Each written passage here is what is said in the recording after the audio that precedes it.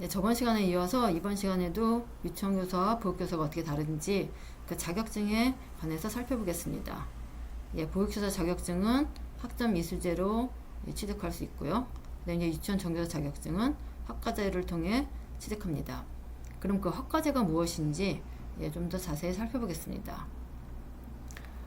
예, 일단 학과제를 통해서 취득된 유치원 정교사 자격증은요, 전공 과목과 교직 과목을 들어야 됩니다. 근데 이것이 이제 무조건 듣는다고 되는 것이 아니라 전공 과목의 평균이 이제 75점 이상이 되고, 그다음 교직 과목 평균이 또 80점 이상이 되어야 자격증이 나옵니다.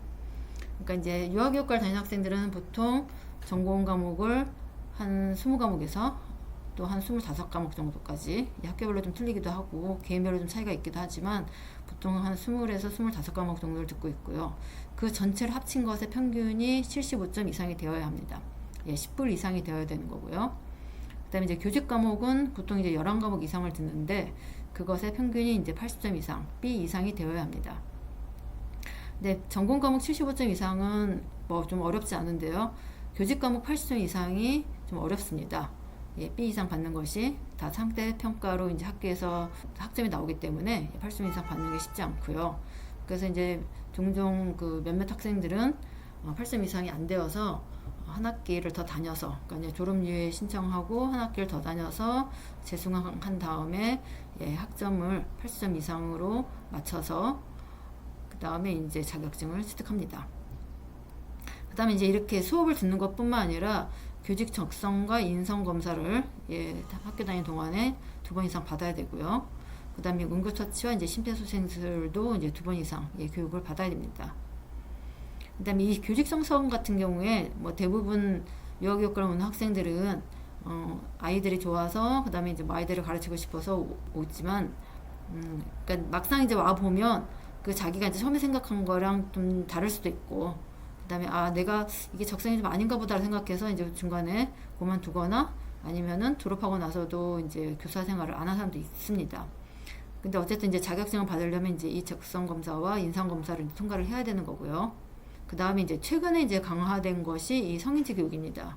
과거에는 이 성인지 교육이 없었는데 그 2017년 미투 운동이 이제 활발하게 일어났었죠. 그 미투 운동이 일어난 이후에 교육 현장에서도 이 성인지 교육이 강화되고 있습니다. 그러니까 유아교육에서 성인지 교육은 크게 이제 유아를 대상으로 한 것과 그 다음에 교사를 대상으로 한 걸 이렇게 볼 수 있는데, 일단 교사 자신도 그러니까 성인지 감성을 높이는 것이 이제 필요한 거죠. 그래서 성평등이 무엇인지, 성차별이 무엇인지, 이제 성폭력이 무엇인지 이런 것에 대해서 기본적으로 알아야 되는 거고, 실제 이제 교육 현장에서 어떤 식으로 성차별이 일어나고 있는지, 뭐 성추행이나 성희롱이 어떤 식으로 일어나고 있는지, 그다음에 이제 그런 거를 교사가 이제 목격했을 때, 그다음에 어떤 식으로 지도할지 이런 거를 이제 성인지 교육을 통해서 이제 배우는 거죠. 유아들 같은 경우에는 아이들이 자기도 모르게 이제 어떤 뭐 성희롱이나 이런 것들을 또 행할 수 있기 때문에 그런 걸 이제 충분하게 지도하는 것이 이제 필요합니다. 그래서 이제 성인지 교육을 받는 것이 최근에 굉장히 강조되고 있고, 이거를 4번 이상 받아야지만 자격증이 나옵니다. 그래서 이렇게 이제 전공 과목과 교직 과목을 비롯해서 여러 가지 검사와 교육을 받고요. 그래서 교육과정을 통해서 받는, 그러니까 수업을 통해서 받는 이제 교과 교육과정과 그 다음에 이제 비교과 또 교육과정에 또 참여합니다. 그러니까 뭐 봉사활동이라던가 동아리 활동이라던가 아니면 뭐 동아구연 자격증을 취득하기 위한 뭐 자격증 프로그램에 참여한다던가 이제 이런 식의 이제 여러 가지 이제 비교과 교육과정에 참여를 하고 이제 자신의 이제 역량을 이제 강화하면서 그다음에 유치원 정교사 자격증을 이제 취득하는 거죠. 그러니까 이제 이렇게 학과제로 운영이 되기 때문에 단순하게 학점을 취득해서 나오는 것이 아니라 충분하게 이렇게 여러 가지 검사와 교육을 받고 그다음에 비교과 프로그램에도 다양하게 참여하면서 자신의 역량을 강화한 다음에 자격증을 받는 겁니다. 특히 이제 최근에는 그 뭐 기후변화 이런 것이 이제 워낙 심각하게 대두가 되기 때문에, 그래서 뭐 기후 환경이라던가 그다음에 뭐 인구 구조 변화라던가 뭐 디지털 뭐 이런 것에 관련된 이제 교육도 받고 그런 이제 비교과 프로그램에 참여하고 이제 이런 것이 이제 강조되고 있고요.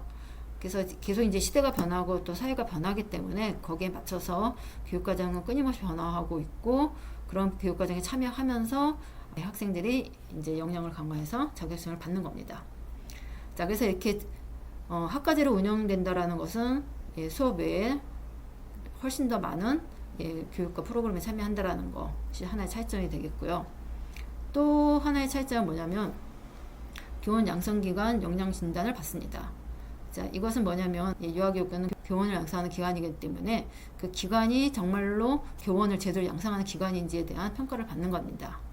네, 교원 양성기관 이 역량진단은 1998년부터 이제 지금까지 계속 이루어지고 있고요. 그러니까 전국에 있는 뭐 사범대학, 사범계학과, 교육대학, 교직과정, 교육대학원 대상으로 이제 평가가 이루어지는 겁니다.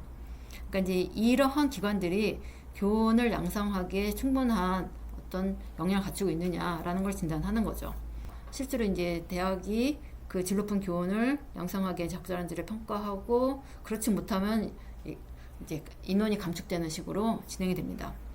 그러니까 이제 평가를 통해서 A, B, C, D, E 5등급으로 이제 구분이 되고요. C등급은 이제 정원의 30%가 감축되고 D등급은 정원의 50%, 그다음에 2등급은 이제 아예 과가 없어지는 인가가 취소되는 식으로 진행됩니다. 이 유아교육과는 사범대 안에 있는 경우도 있고 사범대가 아닌 이제 일반 대학에 있는 경우도 있고 전문대에 있는 경우도 있어서 이것이 이제 1년 단위로 진행이 됩니다. 그러니까 내년에는 이제 사범대 안에 있는 유아교육과, 그다음에 25년에는 사범대가 아닌 일반 대학에 있는 유아교육과, 그다음에 26년에는 이제 전문대 유아교육과 이런 식으로 이제 진행이 돼서 정말로 이 과가 교원을 양성하기에 충분한 역량을 갖추고 있는지를 판단하는 거죠. 그러니까 이제 이런 식의 이제 역량 진단을 하는 이유는 뭐냐면 그 사범대라는 것이 기본적으로 특수 목적대의 성격을 갖고 있기 때문입니다. 그래서 교사를 길러내는 이제 특수한 목적을 위해서 만들어진 대학이기 때문에 국가가 직접 진료를 관리하고 그 다음에 정원도 관리를 하는 거죠. 그래서 대학의 마음대로 뭐 정원을 늘릴 수도 없고요. 그래서 충분하게 교사를 길러낼 만한 역량이 있는지 아닌지를 이제 국가가 판단하고 그렇지 않으면 이제 인원을 감축하는 식으로 질 관리를 하는 겁니다. 그래서 이제 대학은 정원이 감축되지 않기 위해서 이제 굉장히 노력을 많이 하죠. 그래서 평소에 프로그램도 굉장히 많이 진행을 하고 있고요. 학생들이 이제 적극적으로 참여할 수 있도록 굉장히 여러 가지 여건도 마련을 하고 있고요. 그러니까 이제 학과제는 단순하게 그냥 과로 움직인다라는 차원을 넘어서서 국가가 책임지고 그 학과의 질을 관리한다라는 의미까지 포함되는 겁니다. 그래서 우리가 이제 유아교육과를 나왔다라는 것은 충분하게 국가가 인정한 교원을 양성하는 기관에서 교육을 받고 나왔다라는 거고 그 과를 통해서 이제 유치원 정교사 자격증을 취득한 사람이다라는 것을 의미하는 거죠. 그래서 학과제는 단순하게 학점 이수제를 통해서 자격증을 취득하는 부교사 자격증과는 아주 다르게 운영되는 거고 그래서 굉장히 높은 질 관리를 담보하는 것이다 라는 것이 이제 차이점입니다.